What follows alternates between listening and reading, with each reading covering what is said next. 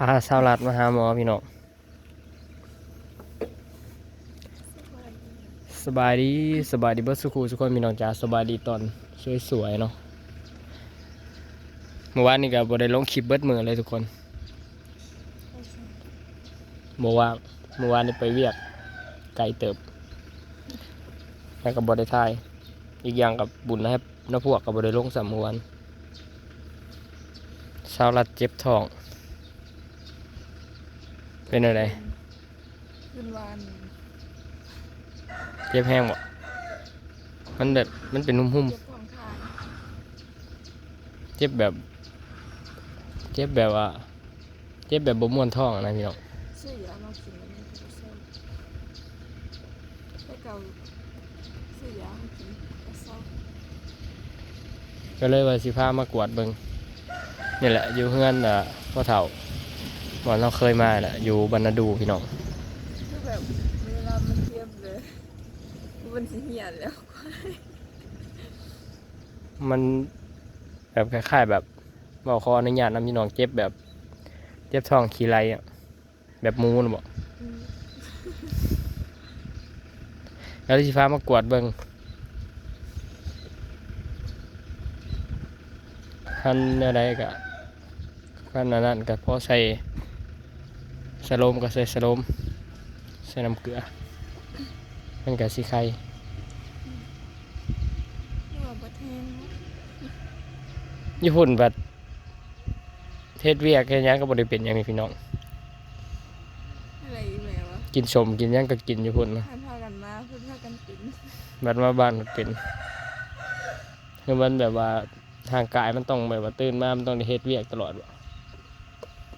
ญี่ปุ่นเนาะเฮ็ดตื่นมาแล้วก็เฮ็ดแล้วเนาะมันแบบว่ามันลืมไปเลยนะไหมเฮ็ดแล้วมันลืมไปเลยว่ามันเป็นอีหยังแต่ว่าคิวก็ยังหลายอยู่พี่น้องเดี๋ยวถาเขาเจาะออกมาก่อนคือแบบตื่นมาเช้ามาเบิดขอบเขตตรงนี้น่ะแดดทุกคนเลยอากาศร้อนขี้ฝุ่นกับขี้ฝุ่นรู้บ่อยากบอกเลยขึ้นมานี่แหละบ้านเฮามันก็จังซี่เลยพี่น้องฮะ 3-4 มื้อเพิ่นมันอาจจะเอาเข้าได้ ก็ยังคือเก่าอยู่สบายดีทุกคน มาบดมันขี้ฝุ่นเนาะมันแดดทั้งนี้มันกับแบบมันกับบ่ต่างจากทั้งนั้นดอกแต่ว่าชื่อว่าอย่างไรทั้งนี้น่ะมันแบบว่ามันแห้งแรงมันแห้งแรงแบบเฮาแบบขี้ฝุ่นเฮาแบบบ่ได้ออกแดดเลยบ่ได้ตากแดดเนาะมัน มาแป๊บเดียวนึงมันก็ มันก็จะเป็นผิวที่อ่อน แม่นมันบ่ได้ถืออีกอย่างเฮาบ่ได้ถือแดดโดนแล้วแบบนี้แบบมันถือแบบมันแห้มมันใหม่มันก็แบบปรับสภาพอากาศเข้าสู่ระบบบ้านเฮาอีกคือเก่าพี่น้อง เลยคือเก่า ปะเขาไปนั่งถาจักหน่อย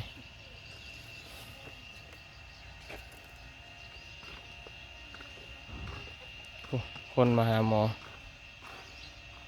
2-3 คน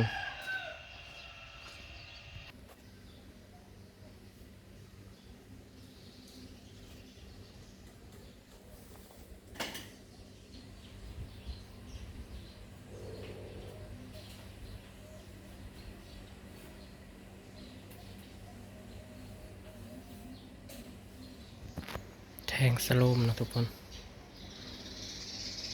แทงสโลมแล้วก็ใส่ยา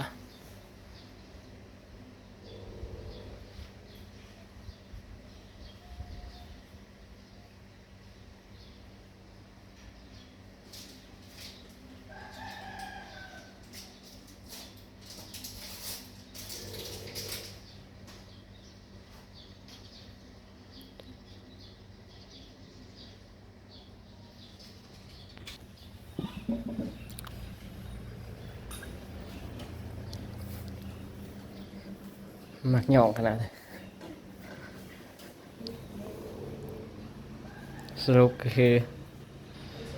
ใส่สโลมแล้วก็ใส่ยาไปพร้อมพี่น้องเป็นอาการท้องเสียมันมีหนองเลยทุกคน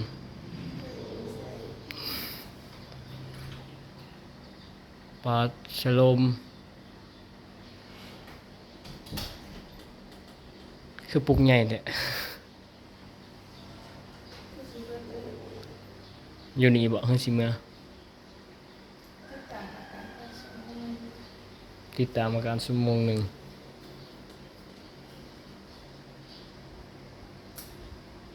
เจ็บหลายแล้วก็จะวางหอนนั้น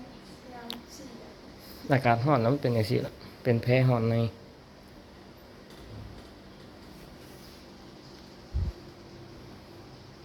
ใช่ใช่สโลปมันก็แพ้ห่อนในมันก็สิแบบค่อยๆเศร้าไปนำแบบว่าอยู่บ้านมันอากาศห่อนนะกินหยังมันก็แบบแพ้เนาะ มันหอนแห้งแล้วเข้ากับ แม่นเฮาผัดมันห่อนแล้วมันอยากน้ำเย็นนะพี่น้องแบบกินลงไปมันก็แบบแพ้กินน้ำเย็นหลายนะ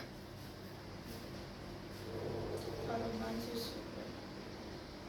ก็คือนอนรอติดตามอาการ ประมาณชั่วโมงหนึ่งเพิ่นสิใส่ยาให้ ๆห้องมันก็คิดเรียนสวยๆจะสวยๆทำอะไร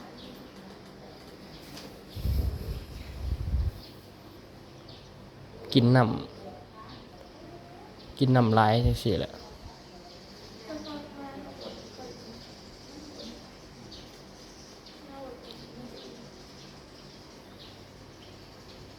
นี่แหละพี่น้องคันมาบ้านนะจากมันมีอิหยังกึบใส่รถใส่สโลมก็ดีคือกันแบบมันก็สิได้แห้งใครกูเฮาซักยาเนาะมันก็สิถึงแบบพวกท้องเสียอหยังจังซี่พวกลงท้องเล็กน้อยแถวบ้านนี่ก็ไข้หลายเลยแม่นอากาศมันเปลี่ยนไหมวางเข้าขึ้นมาวางวันที่1ที่2หนาว3มื้อเนาะอากาศเย็นแล้วก็ค่ำๆมามันก็สิร้อนแม่นมันก็สิร้อนเมื่อวานเนี่ย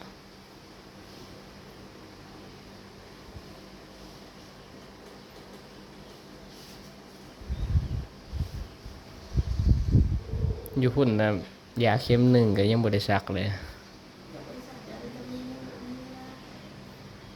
ว่าสิไปซักยาวิตามินอยู่พุ่นก็บ่ได้ไป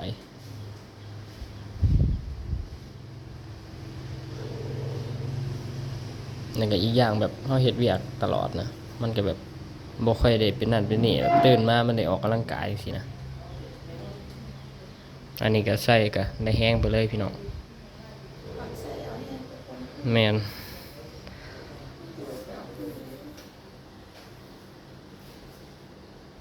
รอติดตามอาการทุกคน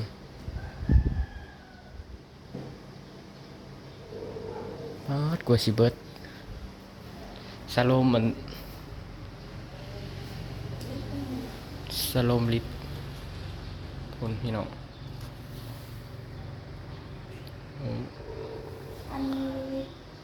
สโลม 1,000 มิลลิลิตรได้เขียนบอก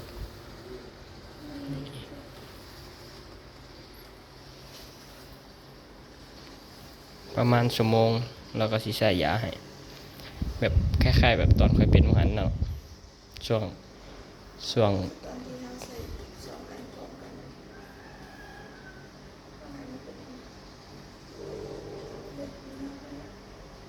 จอย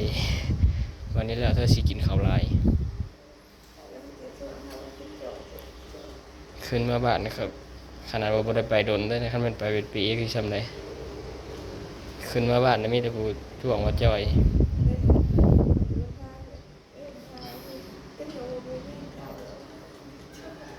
คนในบ้านเนี่ยแทบสิบ่จื้อแนมทางหลังเนี่ยบ่อยากจื้อเพราะว่าตอนสิลงไปนางอ้วนนี่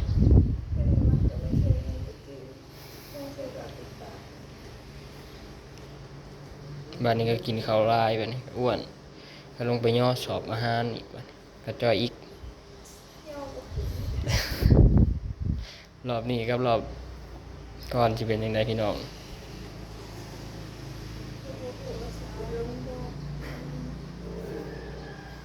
พูดละล้างสงกรานต์ค่อยว่ากัน เราต้องไปทำบัตรต่อ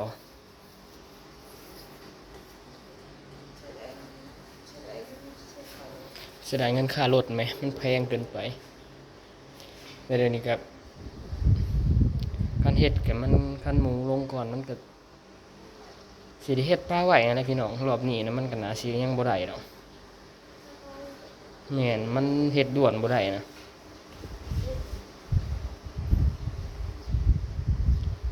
เป่งก็บ่ได้เป่งไวซ้ำโดนๆหยาดป๊อบเท่านึงก็สิประมาณช่วงบ่ายบ่เบิดดอกช่วงประมาณ3 โมง4 โมงพุ่นแหละจะสิเบิด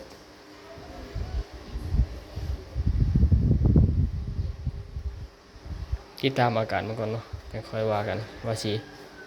ลงไปนอนอยู่เฮือนหรือสิอยู่นี่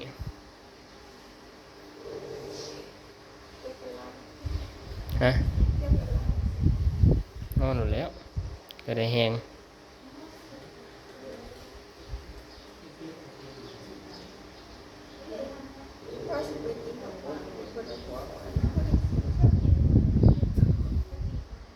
ไปกินแฮงกระตื้มเลย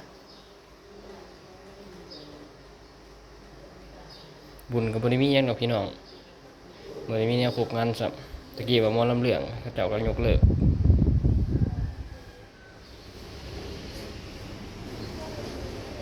ก็เลยมีทหารขายซื่อ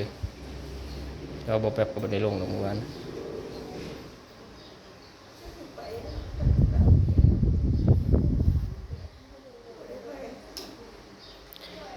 เอาตรงๆนะเดี๋ยวนี้ย่าไปแล้วบอกแบบระเบียร์แล้วก็ท่อมก็บ่ได้กินหรอกตะกี้เนี่ยโอ้ยบ่กินแต่สังกะสีบ่กินแต่สังกะสีกับเหล็กตะกี้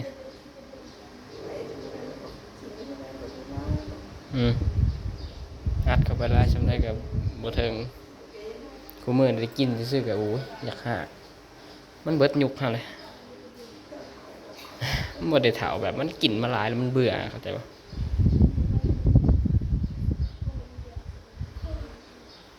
นั่นแหละเนาะทุกคนรอติดตามอาการเดี๋ยวคนที่ใส่ยาให้ก็พักอาการไปเรื่อยๆสิคล้ายๆแน่จังถามเพิ่นว่าลงบ้านได้บ่เนาะมันเป็นอะไร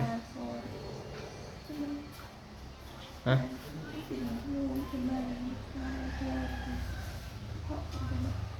กระเพาะ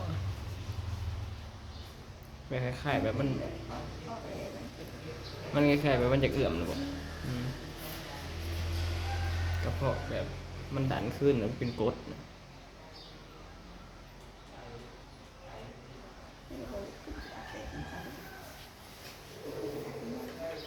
ตอนนี้เป็นอะไรอาจารย์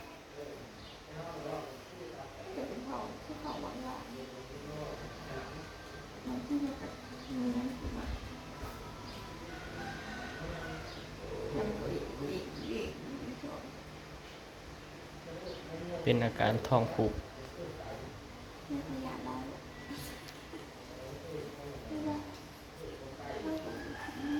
โมเป็นอยังไรแล้วพี่น้องเลยแค่เป็นอาการท้องเสียเฉยๆเนาะเดี๋ยวใส่ยาจังหน่อยก็ค่อยๆดีขึ้นแต่คันใส่แต่ชักเอาเนี่ยโมค่อยอยากถึงโมค่อยอยากเศร้าแต่คันใส่สโลมนี่ไวอยู่ถ้าจากเถื่อ3-4 เถื่อวานนี่นะ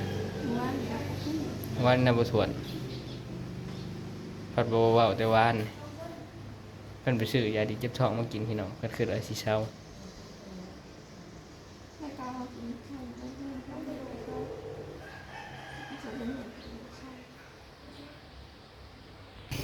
ก็คือนอนรอติดตามอาการพี่น้องตอนนี้เพิ่นใส่สโลมให้กับสิใส่ยาให้เนาะแล้วจักหน่อยก็ดีขึ้นหรอกก็บ่ได้เป็นหยังหลายแล้วพี่น้องแค่ท้องเสียเนาะอะไรพี่น้องจ๋าได้มาวันนี้บ่แป๊บกสิกรเนี่ยลาขอบใจเบิดทุกคนที่ติดตามและก็เป็นกำลังใจให้เด้อพี่น้องเนาะขอบคุณทุกๆกำลังใจพี่น้อง